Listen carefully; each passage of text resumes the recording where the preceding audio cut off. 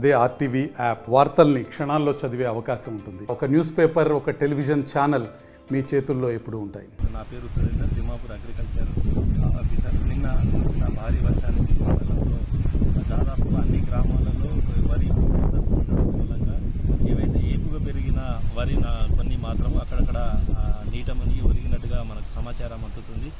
ఈ గ్రామాలలో మా ఏఈఓలు మేము తిరిగి ప్రభుత్వం నుంచి ప్రాథమిక నివేదిక ఇవ్వాలని కోరడం జరిగింది.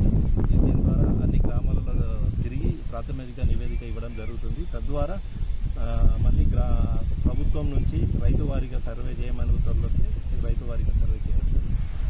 అంటే కింద పడ్డ అదే ప్రాథమిక నివేదికలో అన్ని కింద పడ్డ అవన్నీ చూస్తాము.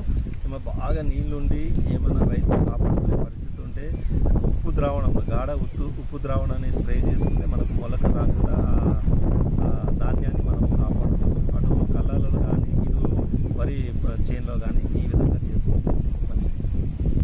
ఇక ప్రభుత్వం ఏం నిర్ణయం తీసుకునే దాని ప్రకారం సన్నాలంగా ప్రభుత్వం ఇస్తుందన్నారు. అవి డిస్కలర్ కాకుండా కలర్ మార్పు రాకుండా చేయడానికి కోసం ఈ ఉప్పు ద్రావణాన్ని స్ప్రే చేసుకుంటే త్వరగా ఆరబెట్టుకోవడం జరిగితే మొలక రాకుండా డిస్కలర్ కాకుండా మనం కాపాడుకోవచ్చు.